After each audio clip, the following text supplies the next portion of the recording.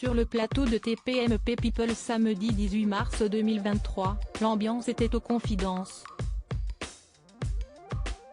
Alors que Mathieu Delormeau faisait passer une séquence d'Alexandra Lamy témoignant sur le plateau de 20h30 le dimanche de son expérience du sexisme dans le cinéma, le débat a été lancé sur le sujet. L'animateur a alors posé la question des avances déplacées éventuellement reçues par les membres du plateau. Il a entamé un tour de table pour recueillir les témoignages de ses chroniqueurs. Lorsque le tour d'Isabelle Morini-Bosc est arrivé, la journaliste a acquiescé à la question sans sourciller.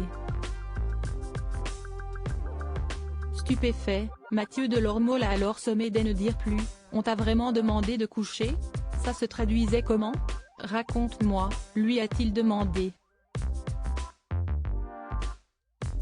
Très souvent. Des producteurs, des journalistes, des chefs de service. A-t-elle assuré.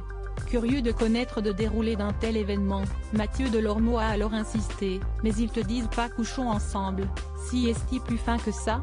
Comment si est-il proposé ? On dit pas couche avec moi, s'est-il interrogé.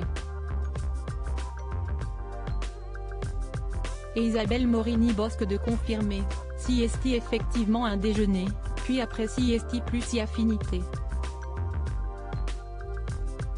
La journaliste de 66 ans s'est alors souvenue d'un épisode, parmi tant d'autres, particulièrement marquant de sexisme.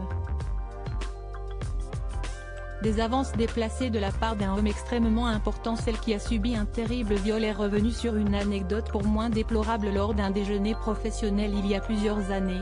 J'ai même déjeuné avec un homme extrêmement important dont je ne dirai évidemment pas le nom, et quand je suis sortie il m'a dit « Bah où tu vas ?» J'ai dit je rentre à VSD. Et il m'a dit ah mais moi j'avais prévu autre chose. Et il me montre l'hôtel à côté. Sous les yeux écarquillés de Mathieu Delormeau, la journaliste a poursuivi, moi j'éclate de rire, parce que je suis de cette génération où on éclate de rire quand on ne sait pas quoi dire, je rentre à VSD, et j'avais repéré le nom de l'hôtel. J'appelle, et je dis vous avez une chambre réservée au nom de un tel ? Ils me disent non. Je dis ah, et est-ce que vous avez une chambre réservée au nom de Morini-Bosc ? Et ils me disent oui. De quoi rendre bouche bée ses collègues de plateau, avant de conclure, le mec en plus, il avait réservé une chambre à mon nom.